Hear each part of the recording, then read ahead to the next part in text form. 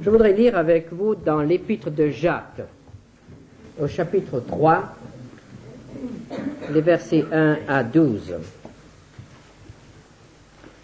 Mes frères, qu'il n'y ait pas parmi vous un grand nombre de personnes qui se mettent à enseigner, car vous savez que nous serons jugés plus sévèrement. Nous bronchons tous de plusieurs manières. Si quelqu'un ne bronche point en parole, c'est un homme parfait, capable de tenir tout son corps en bride. Si nous mettons le mors dans la bouche des chevaux pour qu'ils nous obéissent, nous dirigeons aussi le corps tout entier. Voici, même les navires qui sont si grands et que poussent des vents impétueux sont dirigés par un très petit gouvernail au gré du pilote. De même, la langue est un petit membre, et elle se vante de grandes choses. Voici comme un petit feu peut embraser une grande forêt. La langue aussi est un feu. C'est le monde de l'iniquité. La langue est placée parmi nos membres, souillant tout le corps et enflammant le cours de la vie, étant elle-même enflammée par la géhenne. Toutes les espèces de bêtes et d'oiseaux, de reptiles et d'animaux marins sont domptées et ont été domptées par la nature humaine. Mais la langue, aucun homme ne peut la dompter. C'est un mal qu'on ne peut réprimer. Elle est pleine d'un venin mortel. Par elle, nous bénissons le Seigneur notre Père. Et par elle, nous maudissons les hommes faits à l'image de Dieu. De la même bouche sortent la bénédiction et la malédiction. Il ne faut pas, mes frères, qu'il en soit ainsi. La source fait-elle jaillir par la même ouverture l'eau douce et l'eau amère? Un figuier, mes frères, peut-il produire des olives ou une vigne des figues? De l'eau salée ne peut non plus produire de l'eau douce. Dans notre série d'études sur l'éthique chrétienne, nous avons été conduits à parler du respect de la parole donnée, de nos engagements, de nos promesses. Dimanche dernier, nous avons parlé de la vérité, et il va de soi que nous sommes amenés, logiquement, à parler de l'usage que nous faisons du don de la parole. Je dis bien le don de la parole, car la possibilité qu'a l'homme de parler lui a été donnée par Dieu, son Créateur. C'est un don inappréciable. C'est un don, une faculté qui nous distingue de toute autre créature sur terre. Dans le monde végétal, il n'y a pas de parole. Dans le monde animal, il y a des cris. Certains animaux parviennent à donner une signification à certains cris. Mais il n'y a pas de parole. Par la parole, l'homme se distingue nettement et se rallie au monde spirituel. Dieu parle. Le Fils de Dieu est appelé le Verbe, la parole. Dans le ciel, les anges parlent, chantent. Nous sommes donc participants du monde spirituel par le don que nous avons reçu, le don de la parole. Que serions-nous sans la possibilité de parler?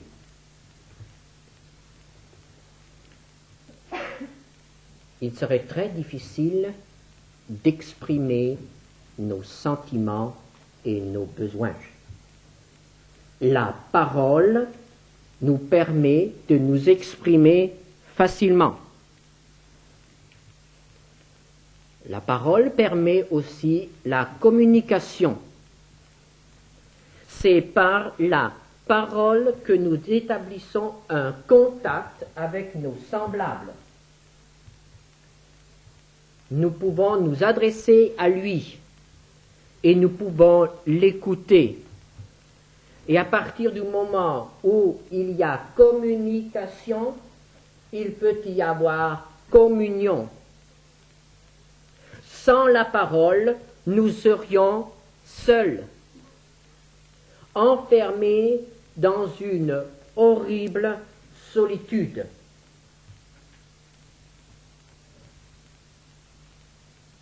Sans la parole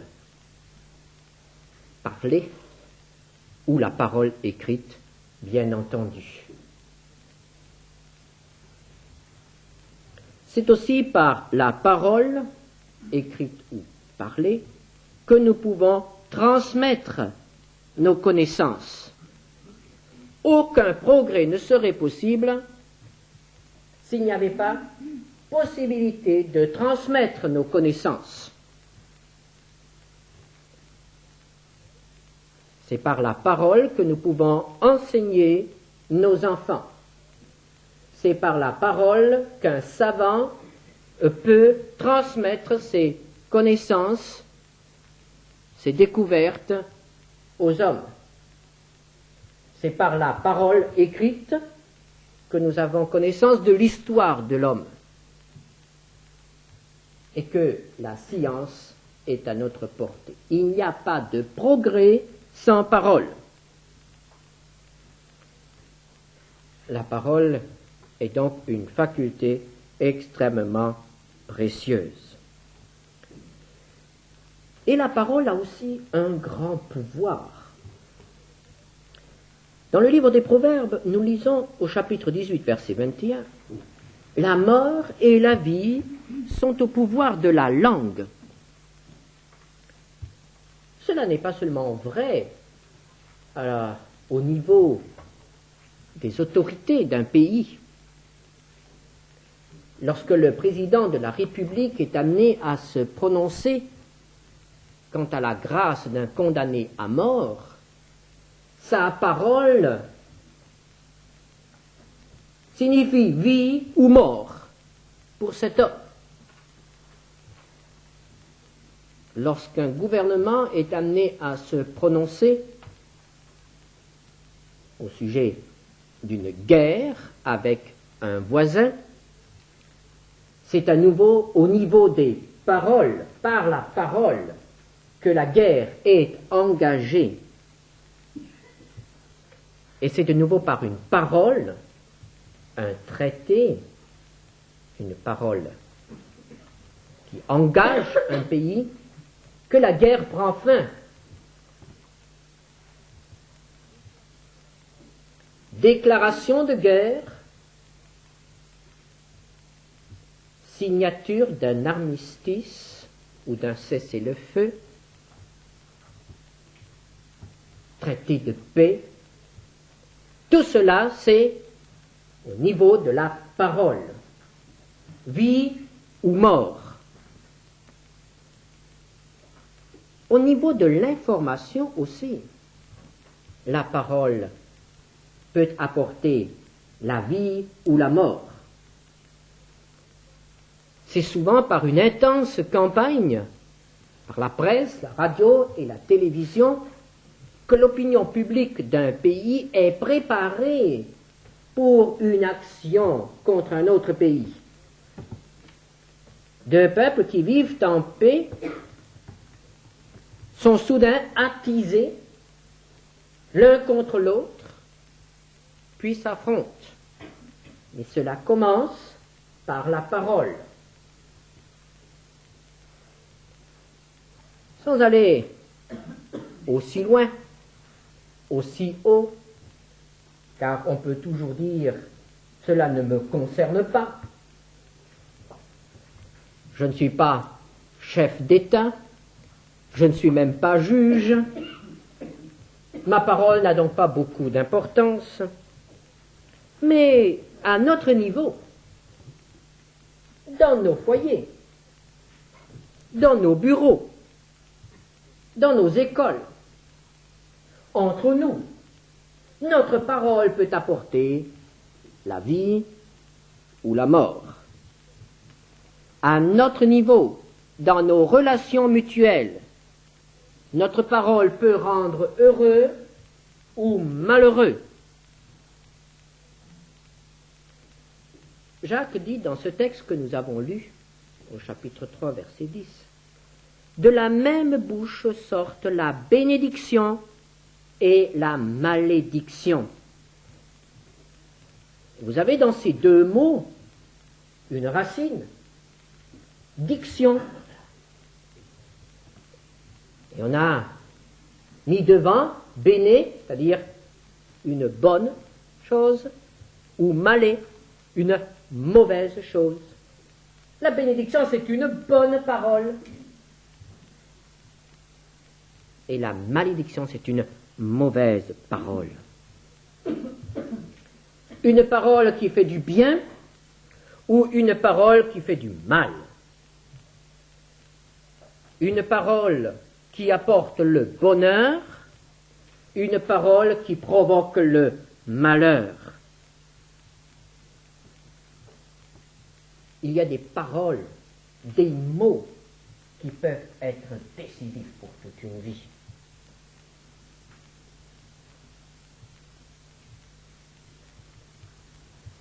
Avec quelle attente, avec quel espoir, le jeune homme qui aime une jeune fille attend-il son premier oui?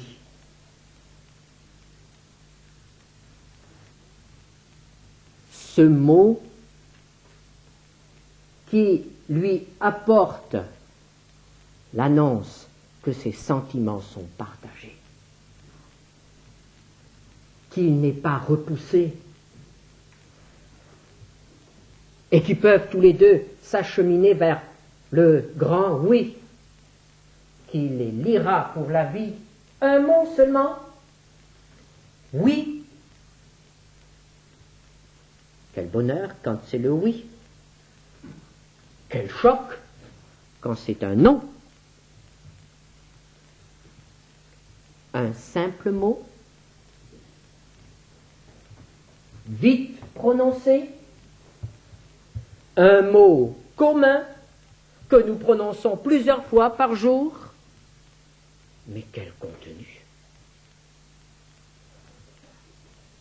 La même chose pour la parole de réconciliation. Est-ce que tu me pardonnes? Si c'est oui, il apporte la guérison. Si ce oui ne vient pas, c'est qu'il y a un non et la crise continue. Jésus a prononcé des paroles qui ont transformé la vie des hommes. Quand il a dit à un paralysé, « Lève-toi et marche », les paroles apportaient la guérison. Quand il a dit à Lazare, qui était dans son tombeau, « Lazare, sors », ça apportait la vie. Quand il a dit à la femme, « Va, ta foi t'a sauvé », c'était le pardon, la guérison. Quand il a dit au brigand, « Aujourd'hui, tu seras avec moi dans le paradis », si nous nous mettons à la place de cet homme, dans les souffrances intolérables de la crucifixion, réalisant aussi tout son fardeau, tout son poids moral, car c'était un criminel. Quelques heures avant de mourir, Jésus lui a dit, « Tu seras avec moi dans le paradis ». Et cette parole a apporté à cet homme l'assurance du pardon et du salut. Et je suis certain que cet homme a trouvé dans ces paroles la force de mourir autrement que son camarade. Une parole qui modifie le cours d'une vie, une parole qui peut déterminer notre éternité. Le oui que nous disons à Jésus nous sauve. Le oui que nous ne disons pas à Jésus, le non que nous lui disons de ce fait, nous perd. Oui ou non, une parole. quel pouvoir dans la parole. Est-ce que nous y avons déjà pensé? Il serait peut-être temps d'y penser. Il serait peut-être temps de commencer à remercier Dieu de pouvoir parler. Avons-nous déjà pensé à remercier Dieu pour le don de la parole? Pour la possibilité de pouvoir parler à quelqu'un et d'entendre sa voix, la possibilité de pouvoir communiquer, de pouvoir écouter, de pouvoir transmettre. Commençons une fois par remercier Dieu de nous avoir donné la possibilité de parler. Et ensuite, il faut redécouvrir la valeur de la parole. Nous vivons aujourd'hui en période d'inflation et on peut dire que l'inflation caractérise notre époque. Il ne s'agit pas seulement de l'inflation de la monnaie, mais il y a l'inflation des sentiments, il y a l'inflation des paroles, l'inflation de la parole.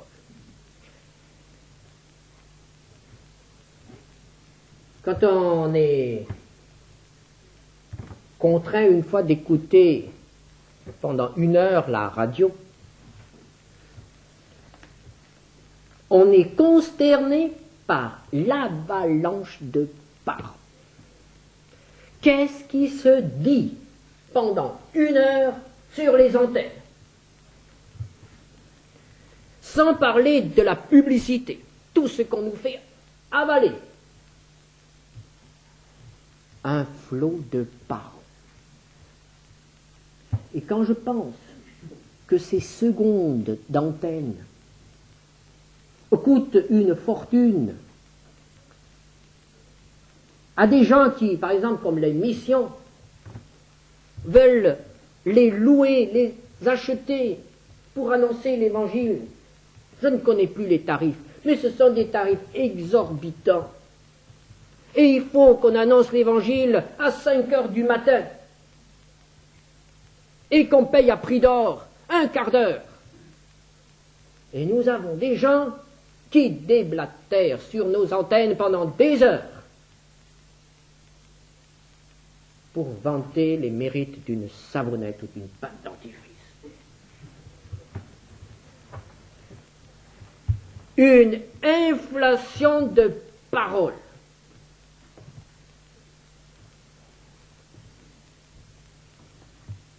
Paroles,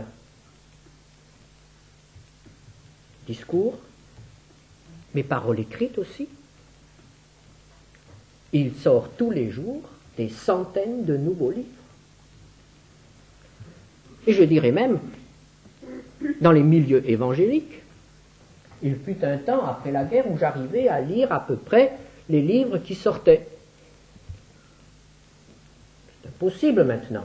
On n'arrive pas à lire en 1 année les livres qui sortent en 1 semaine. Sans parler des circulaires. Ça s'amoncelle sur nos bureaux. On en reçoit et on en reçoit. On ne peut pas les lire. J'en envoie aussi, tranquillisez-vous. C'est un mal nécessaire. Et en les envoyant, on prie le Seigneur pour qu'il y en ait quand même quelques-uns qui les lisent et qui les prennent à cœur. Et nous savons bien que la grande majorité ne les lira pas. Il faut quand même être attentif à ces choses, à cette dévalorisation de la parole.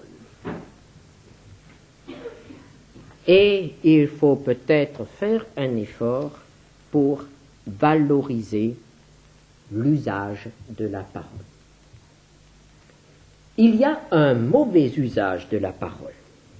Par exemple, il y a les paroles inutiles. Le Seigneur Jésus a dit dans Matthieu 12, verset 36, « Au jour du jugement, les hommes rendront compte de toute parole vaine qu'ils auront proférée. » C'est un fait qui doit nous surprendre et même nous troubler. Je voudrais répéter ce texte. Au jour du jugement, et c'est Jésus qui parle, donc le juge, celui qui sait, c'est ainsi que ça se passera. On a beau discuter, mais ça se passera comme cela. Alors, au jour du jugement, les hommes rendront compte de toute parole vaine qu'ils auront proférée. Essayons de réfléchir un instant au nombre de paroles vaines que nous avons prononcées ce matin, depuis le moment où nous nous sommes levés jusqu'au moment où nous sommes venus au culte.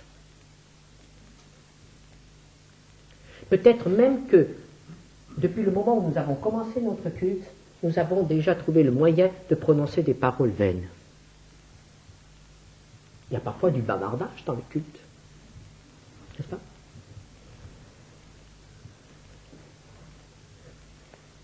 Toute parole vaine. Nous aurons à en rendre compte. Il a été établi qu'absolument rien ne se perd. Tout est enregistré dans notre inconscient. Tout ce que nous disons, tout ce que nous voyons, tout ce que nous pensons, tout ce que nous entendons, rien ne se perd. Tout est là. Et un jour, la cassette défilera. Il nous est arrivé en famille de faire marcher le cassettophone sans que personne s'en aperçoive. Et au bout d'un petit moment, on écoute. Mais c'est édifiant. Tout ce qui se passe pendant les 30 minutes d'une cassette comme ça, hein? Tout ce qui se dit, tout ce qui se fait. Je vous conseille de le faire une fois comme ça chez vous. C'est révélateur. Eh bien, si nous n'aimons pas nous entendre nous-mêmes après un enregistrement, qu'est-ce que ce sera le jour du jugement? Que ce ne sera pas seulement une demi-heure qui défilera, mais que ce sera toute une vie. Toute parole vaine. La parole de Dieu nous met aussi en garde contre les bavardages. Proverbe 10, verset 19. Celui qui parle beaucoup ne manque pas de péché.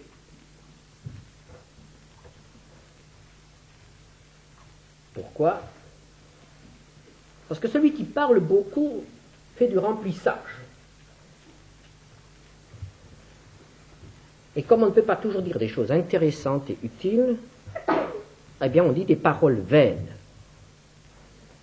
Le bavardage est source de péché. Et il faut reconnaître que dans nos églises, dans les milieux évangéliques, il y a du bavardage.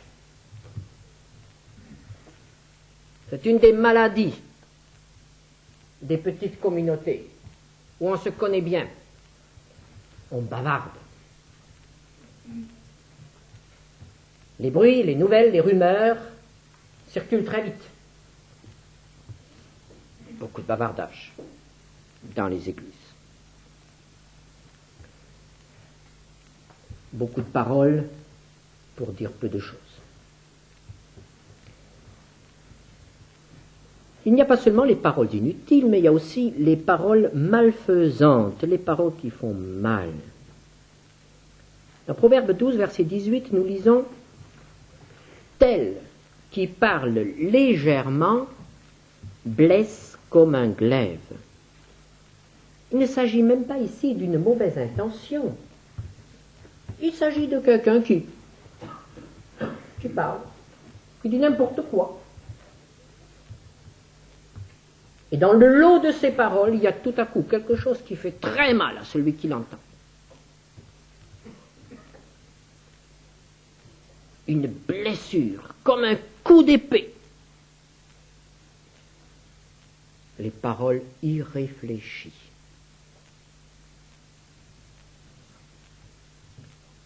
Puis il y a les paroles malveillantes. Les paroles qui sont qui sont des armes pour faire du mal. Par exemple, Proverbe 16, 28. Le rapporteur divise les amis.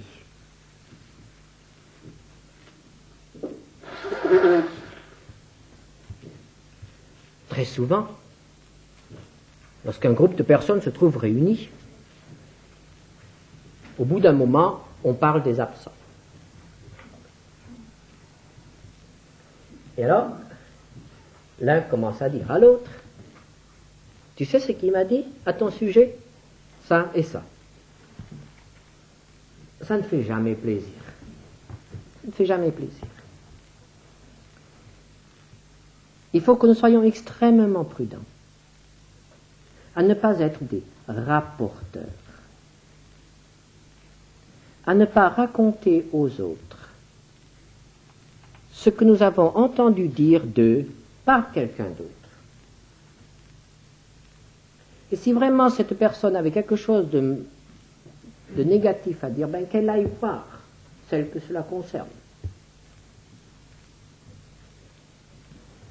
Et que ce ne soit pas comme un relais téléphonique qui fait le tour de l'assemblée sans que la personne concernée le sache.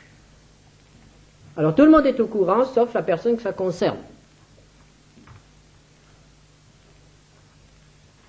Cela est surtout vrai pour la médisance, pour la calomnie. Dire du mal de quelqu'un. Il faudrait que nous soyons extrêmement vigilants de ne jamais rapporter quelque chose de négatif de quelqu'un que nous connaissons. Et lorsque quelqu'un vient vers nous avec des paroles de médisance ou de calomnie, il faudrait que nous ayons le courage de l'arrêter. D'abord, nous lui rendons service, et deuxièmement, nous arrêtons un mal dans l'Église. Évidemment, il y a des moments où, si vous êtes préoccupé par un très grave problème au sujet de quelqu'un, et que cela concerne l'Église, il est normal que vous en parliez aux responsables de l'Église. Si ça concerne votre travail, aux responsables de votre travail.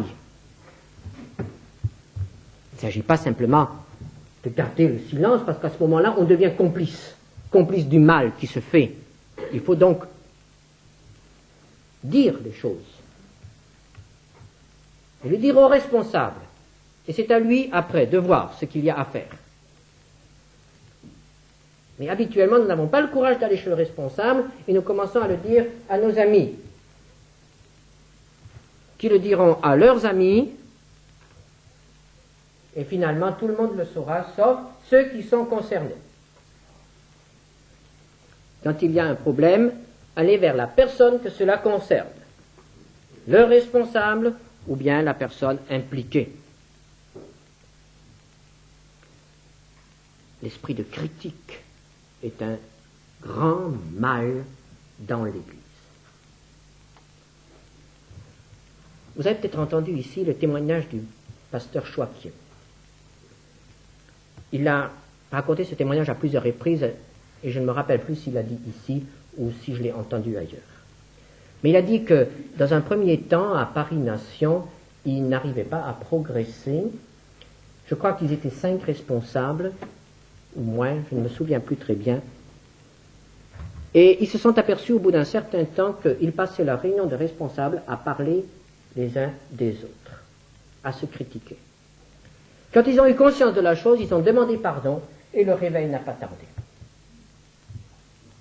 Et l'église de Paris-Nation est devenue une de ces églises vraiment dynamiques, concurrentes de Paris. Une belle église. L'esprit de critique est un mal, un fléau dans l'Église. Et nous devons le combattre. Il y a aussi les paroles de haine.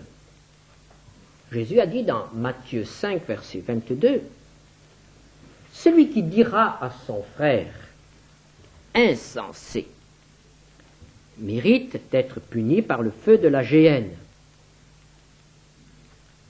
Les paroles que nous disons sous l'effet de la colère, sous l'effet de la haine, oh, quel mal elles peuvent faire. Et voyez-vous, chers frères et sœurs, certaines paroles que nous avons prononcées dans un moment de folie s'incrustent chez l'autre, et il faut vraiment toute la grâce du Seigneur pour que ces choses soient guéries. Toute la grâce du Seigneur. Les paroles de haine. Une parole peut faire beaucoup de mal. Et j'irai plus loin. Il y a aussi les paroles mal exprimées. On peut faire du mal en disant de bonnes choses. Tout dépend de la manière dont nous le disons.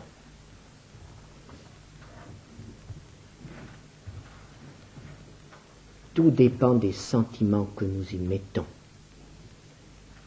de l'expression que nous employons. Frères et sœurs, comment employons-nous la faculté de parler qui est un don de Dieu? Est-ce que nous réalisons que ce merveilleux don de Dieu est une des sources de la plupart des conflits que nous avons avec nos semblables, dans les familles, au travail ou dans l'Église? Est-ce que nous voulons une fois nous humilier devant Dieu, lui demandant pardon des paroles vaines, des paroles irréfléchies, des paroles dures, des paroles haineuses, de toutes ces paroles qui ont fait des ravages autour de nous? Est-ce que nous avons le courage de nous humilier et d'aller peut-être vers l'un ou l'autre et lui dire vraiment, depuis que nous nous connaissons, je t'ai déjà dit bien des méchancetés, est-ce que tu veux me pardonner aujourd'hui? Vous ne croyez pas que ça arrangerait certaines choses? Que ça débloquerait certaines situations? Ça, c'est pour le passé. Mais il y a l'avenir, il y a le présent. Jacques 3, verset 2. Nous bronchons tous de plusieurs manières. Si quelqu'un ne bronche point en parole, c'est un homme parfait, capable de tenir tout son corps en bride. Lequel d'entre nous ne veut pas être un homme parfait? Bien, c'est par là qu'il faut que ça commence. Dompter la langue. Et Jacques dit, quelques versets plus loin, au verset 8, la langue, aucun homme ne peut la dompter. Et il parle des bêtes qui sont domptées. On a réussi à dompter un lion. Mais le dompteur de lion n'a pas réussi à dompter sa langue. Il parle des bateaux. On a réussi à diriger de grands vaisseaux. Et que dirait-il, l'apôtre Jacques, s'il voyait les gros pétroliers qui se promènent maintenant sur la mer? Un petit gouvernail, c'est relatif évidemment, mais un petit gouvernail dirige ces mastodontes. Mais le pilote de ces bateaux n'a certainement pas réussi à dompter aussi facilement sa langue. On a réussi à envoyer des fusées et des satellites jusque dans la Lune et plus loin. Les hommes ont réussi à viser un endroit précis.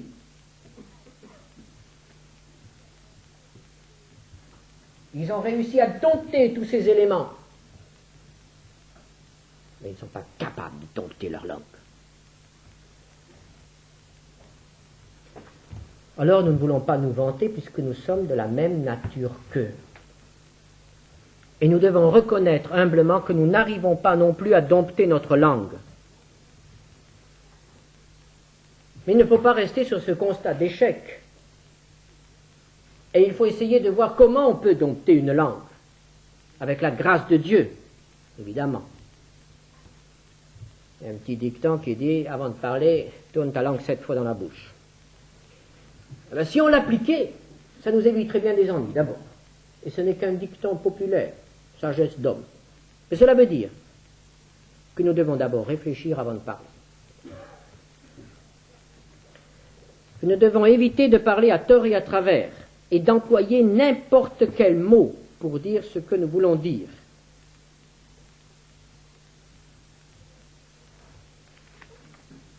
Nous devons aussi nous demander si ce que nous allons dire est utile. Éphésiens 4, 29. Qu'il ne sorte de votre bouche aucune parole mauvaise, mais s'il y a lieu, quelques bonnes paroles, qui servent à l'édification et communiquent une grâce à ceux qui l'entendent. Nos paroles doivent aider ceux qui nous écoutent à se construire, à s'édifier, à structurer leur personnalité. Et nos paroles ne doivent pas contribuer à les démolir.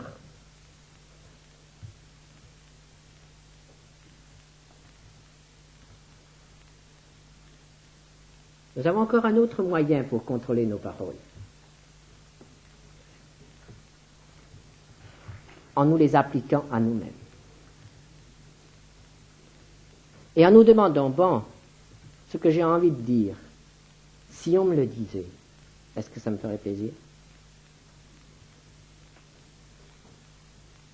Peut-être que nous serons quand même amenés à le dire. Mais nous changerons peut-être de ton. Nous y mettrons plus d'amour, plus de compréhension.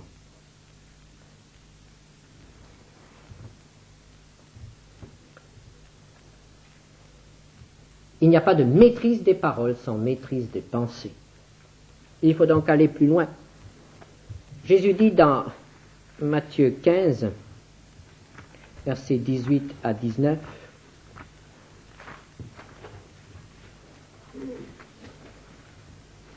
ce qui sort de la bouche vient du cœur, et c'est ce qui souille l'homme. Car c'est du cœur que viennent les mauvaises pensées, les meurtres, les adultères, les impudicités, les vols, les faux témoignages, les calomnies. Il n'y a pas de maîtrise des paroles sans maîtrise de nos pensées. Que faire alors? D'abord accepter que nous avons une langue mauvaise. Reconnaître que nous avons des lèvres impures. Le prophète Ésaïe, qui était un serviteur de Dieu, qui annonçait la parole de Dieu, nous rapporte qu'un jour, probablement après le début de son ministère, il a vu Dieu, une représentation de Dieu dans le temple. Et il a entendu les séraphins qui disaient « Saint, Saint, Saint est l'Éternel des armées ». La première réaction de cet homme a été de s'écrier « Malheur à moi, je suis perdu, car je suis un homme dont les lèvres sont impures. » Voici un serviteur de Dieu qui a soudain réalisé, en présence de la sainteté de Dieu, que ses lèvres étaient impures. Et lequel d'entre nous ne serait pas amené à pousser le même cri, à confesser le même péché, des lèvres impures, une langue qui n'est pas domptée, des paroles qui font du mal. Et il faut que ces choses soient purifiées. Il n'y aura pas de réveil, il n'y aura pas de purification dans l'Église si nous n'acceptons pas que le travail du Saint-Esprit commence dans notre vie et dans des choses qui concernent notre intimité même. Il faut qu'il se passe quelque chose en nous. Et après, quand cela sera purifié, il faut le consacrer au Seigneur. Et il faut lui dire, Seigneur, je te donne mes lèvres, je te donne ma langue, je te donne cette faculté de parler, afin que dorénavant ce que je dirai ne te déshonore plus, que ma bouche ne soit pas une source qui produise à la fois de l'eau douce et de l'eau amère. Et quand nous avons consacré ce don, il faut vivre dans la soumission à l'Esprit de Dieu. Car c'est une marche constante dans la soumission à celui qui veut être la parole en nous. Et c'est seulement à ce moment-là,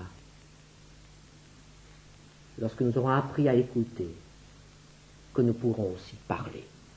Le prophète Isaïe disait aussi, chaque matin, il réveille mon oreille pour que je puisse écouter.